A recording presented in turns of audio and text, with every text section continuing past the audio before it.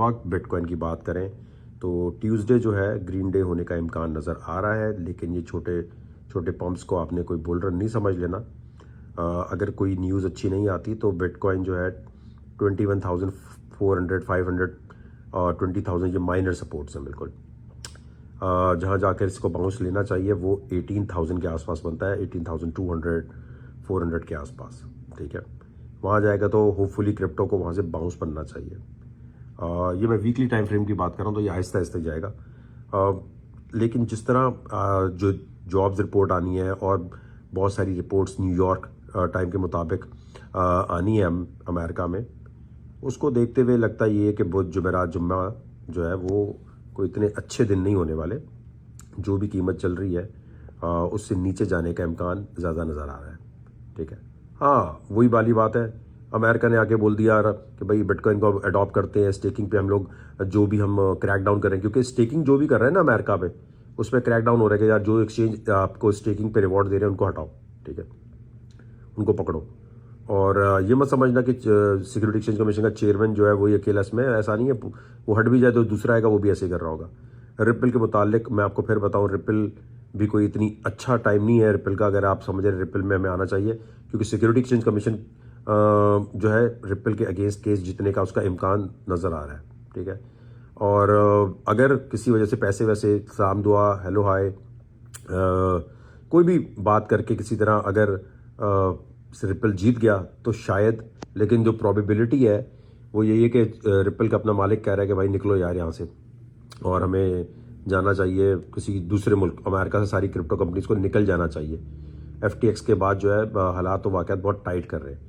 तो मैं एक्सपेक्ट कर रहा हूँ बुध जुमेरात जुम्मे इन दिनों में कि क्रिप्टो और बिटकॉइन जो है वो नीचे जाता हुआ नज़र आना चाहिए, ठीक है। अनटिल अनलेस कोई अच्छी न्यूज़, कोई यूके बोले जी हम बिटकॉइन में अब डील करेंगे, ठीक है। तो न्यूज़ जो है उसको आपने नज़र रखनी है।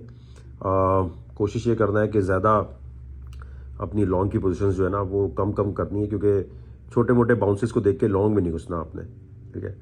और इसके अलावा इथीरियम के भी यही हालात है। अगर मैं इथीरियम का चार्ट क्या देखूं, जैसे देखिए ये नहीं हो सकता कि बिटकॉइन गिरा तो इथीरियम ऊपर चला जाए, ये बहुत रेयर होता है।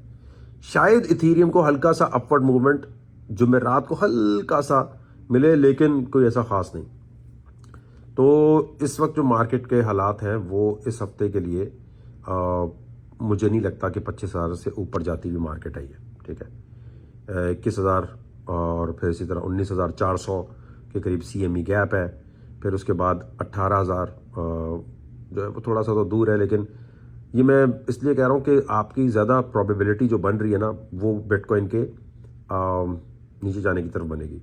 तो कोशिश ये करनी है कि इस बात के बाद नज़र ये रखें कि ब्लैक रॉक कंपनी तो एकदम नहीं खरीदने लग गई, कहीं उसने ट्विटर पर तो नहीं अनाउंस कर दिया कि यार हम लोग खरीदने लग रहे हैं, अमेरिका का कोई सेटिंग तो नहीं होगी, चलो भाई रशिया और के दरमियान, यूक्रेन के दरमियान सुलह हो गई, चलो भाई सेट हो गया सब कुछ।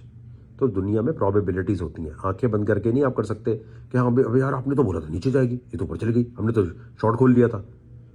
अगर आप स्टॉप लॉस की इज्जत नहीं करेंगे तो, अगर स्टॉप लॉस लगाना आपको नहीं आता, जब भी कोई सिग्नल आता है उसमें जानबूझ के स्टॉप लॉस नहीं देता है कि आपको खुद लगाना आना चाहिए। अगर आप स्टॉप लॉस भी लगाना आपको नहीं आ रहा, उस स्टॉप लॉस की इज्जत करनी नहीं आ रही, तो आप क्रिप्टो की दुनिया में बहुत बेइज्जत हो जाएंगे। तो बराए करम सख्त अल्फाज इसलिए यूज़ कर रहा हूँ कि आप अपनी इन्वेस्टमेंट की कदर करें। मुफ्त का हराम का पैसा नहीं है कि सिर्फ वकार ज़का ने बोल दिया तो आपने जी शॉर्ट की पोजीशन खोल के बैठ गए, ठीक है। प्रोबेबिलिटीज चेंज हो जाती हैं। तो अभी जो डेटा नज़र आ रहा है उसके मुताबिक आपको इन्फॉर्मेशन दे दी है। होपफुली आपका मंगल बुध जुमेरात अच्छा गुजरेगा। जुमेरात बुध के आसपास जो है इसको नीचे जाना चाहिए, या जुम्मे को जो रिपोर्ट आएगी उसके बाद। लेट्स सी आज